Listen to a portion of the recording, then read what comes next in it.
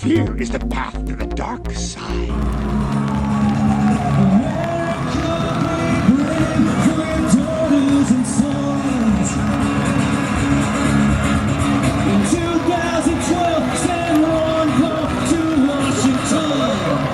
The problem, but now it's across the political spectrum, and it's across the age spectrum, so we're coming together now and bringing a lot of people together. And it's not a narrow group of people in a minority party. It's not the base of one single party, but the revolution that's going on is change in people's hearts and minds, and it's going to be pervasive. It has already invaded the independents. It's already invaded the Democrat Party, and they're looking to us to lead the charge back to liberty.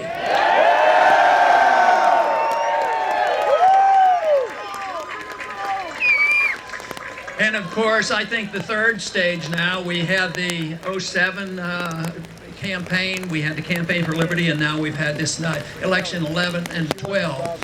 All I can tell you, it has far exceeded all my expectations.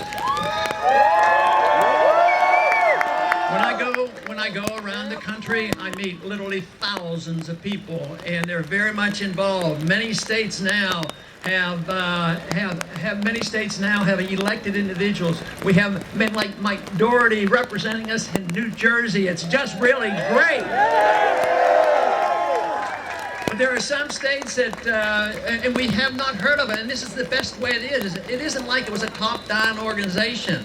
It was spontaneous. The brush fires of liberty have been lit in the hearts and minds of so many people. It's no longer a minority, a restless minority. It's a gigantic movement that is occurring, and is there every reason for us to be optimistic that this will continue, but we have to also realize it will not go easily. It will be difficult. That Thomas Paine said, tyranny is like hell and is not easily conquered. The people I know in Washington represent that. Well, let me tell you, they will not go away quietly. When you think about when you think about the political struggles and the political arguments that go on in Washington, it's all over power. It has nothing to do with ideas. They're all wanting to know who's going to have the power and who's going to get the money. Understand what liberty is all about and why. And why we should never tolerate a president that believes it's upon him, that he upon himself can declare that American citizens can be assassinated. We will repeal that first law. Of course, all laws that were passed by executive orders are up for removal by executive order. So as president, I can use the executive order to repeal all the bad executive orders. Last week, just a couple of weeks ago, the president wrote an executive order that was renewed the Defense Production Act, but he added a few phrases in there. The Defense Production Act was supposed to give emergency powers to the president, dictatorial powers, which shouldn't be on the book, but Obama changed the wording. He says in times of war, and he added in times of peace, he can take over everything.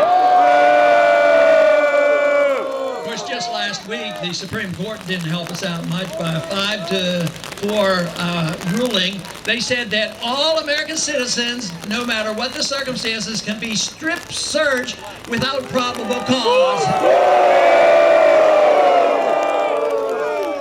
And of course, we know that that provision in the National Defense Authorization Act should be repealed as soon as possible.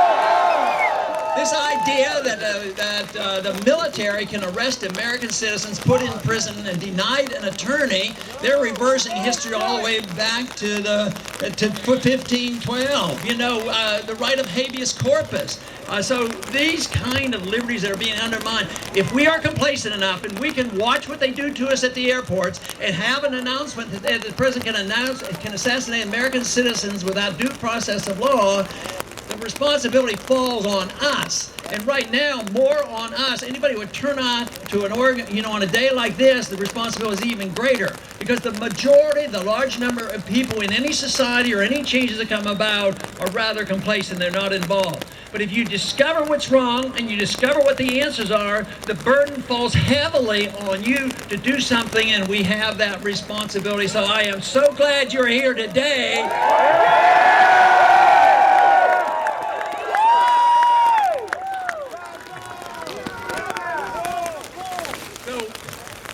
Should be very pleased with what is happening when we think of all the problems that we have and all the improvements we have. But there is no doubt that that one subject that we talk about so much is something that has not been done in 100 years. This is the first time the Federal Reserve and monetary policy has been an issue in a presidential campaign. So we have an obligation not only to audit the Federal Reserve, but next year, when we have the opportunity, we're going to up front offer a bill to repeal the Federal Reserve Act and get rid of it. Yeah! Somebody asks me all the time, well, what are you going to replace it with? Well, let's replace it with the Constitution. All we have to do is say, oh, only gold and silver can be legal tender, then it would not be serving the special interest. The entitlement system has deceived a lot of people. A lot of people say, well, we have to help the poor, and we have to have a safety net, and people are sympathetic, but guess what? The housing program was sympathetic. We were going to give everybody a house, but who made all the money when the housing bubble was being blown up? And who got bailed out when it burst? And who lost their jobs? And who lost their homes? This is the reason that we have the opportunity to point out that this whole entitlement system doesn't work. The foreign policy doesn't work. The monetary policy doesn't work. And this is the reason our revolution and these changes will be successful. The one reason I'm convinced that we'll be successful is one thing that is required is passion plus reason. Reason comes from logically arguing and understanding the fallacies of the current economic system. And that was what the intellectual groundwork laid down for us, the intellectual argument. But after you have that, you also have to have a passion and a determination to go out and fight for these battles. And this is what we have, and this is why we should be very encouraged to know that we can win this. I often think about the saying back in the 1960s when it was right-left paradigm, and they didn't quite understand that the definition is tyranny versus liberty. But back then they said, if you weren't a bleeding heart liberal when you were 20, you didn't have a heart. But then they also said that if you weren't a conservative when you were 40, you didn't have a brain. But let me tell you, if you believe in liberty, you both have a heart and a brain.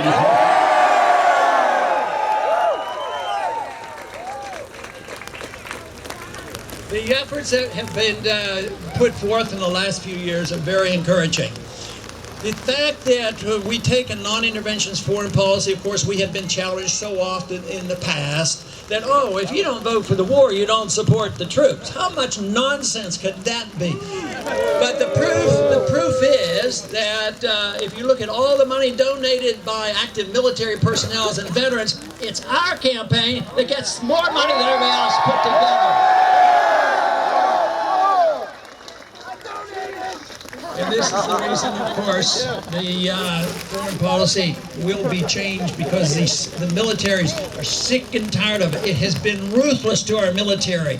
Our defense is actually the support from the troops, the wearing down of our troops has been very detrimental to us. And what about how many veterans now are suffering for lack of care? Now we have an epidemic of suicides by our military. It's time for us to wake up and say the purpose of the military is to defend this country. Now, this is one place where I think we can be very proud of. We, as a people and with our military, we are capable of defending ourselves. More than anybody else. We have more weapons than everybody else put together. Nobody's going to invade us. Why do we have to go out looking for dragons to slay and looking for enemies and stirring up trouble around the world? But our real threat You know, we take the oath to defend against all dangers, all enemies, foreign and domestic. Let me tell you, it's the domestic enemies that we have near here today that are tearing down our liberties that we must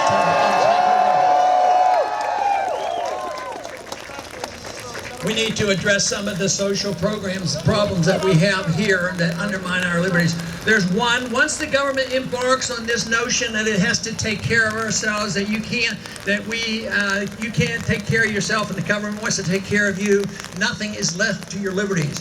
So we understand that. We understand what the First Amendment says. You can practice your religion, whichever religion you want, or not, no religion at all, just so the government stays out of that.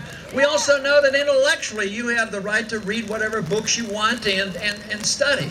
But when it comes to your own body, we concede way too much and say the government can dictate to us our diets, what we drink, what we smoke, and what we put into our bodies, and that is wrong and should be changed.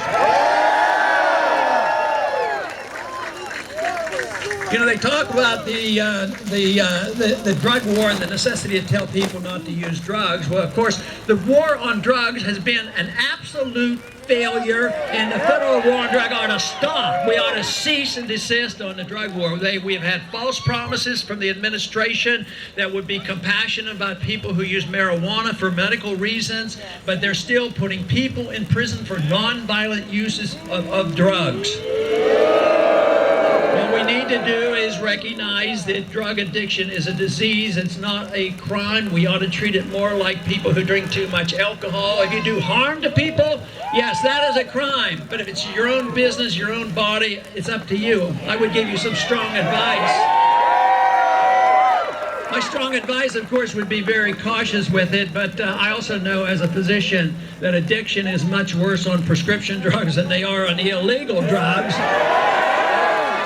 But this whole thing that the silliness of the drug war ends up saying that, well, you know, something that the founders did, Thomas Paine and the others, they thought it was perfectly all right to raise hemp. We did that up until World War II. But for some ridiculous reason now, because the leaf looks a little bit like marijuana, we're not allowed to raise hemp. You're allowed to raise it in Canada. Then we buy the products from Canada. It's an industrial product. So why don't we wake up and say, let people make up their own minds. It's their decision to make. If there's danger in something, you're the one who has to decide about the danger, not the nanny state in Washington,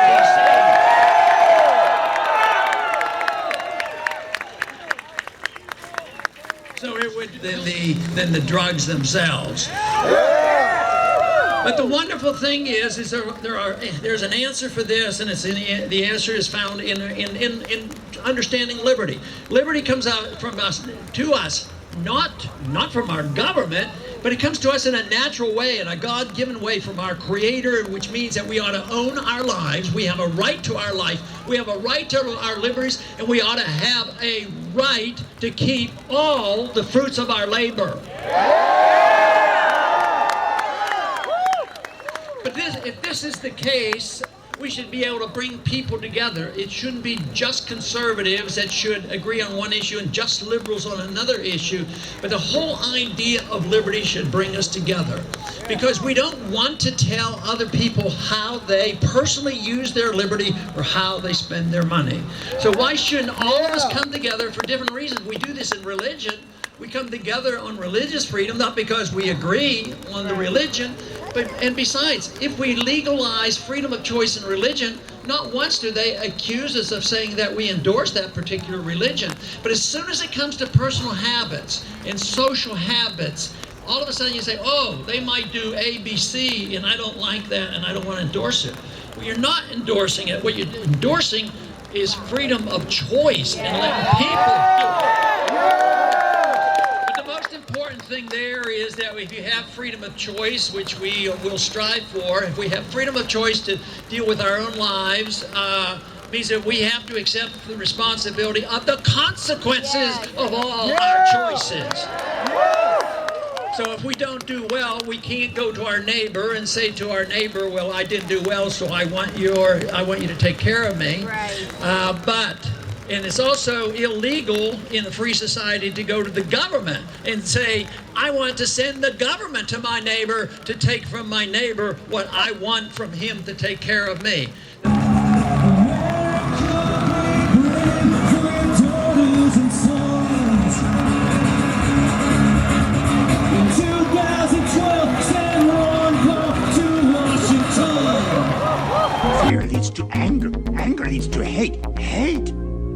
to suffering.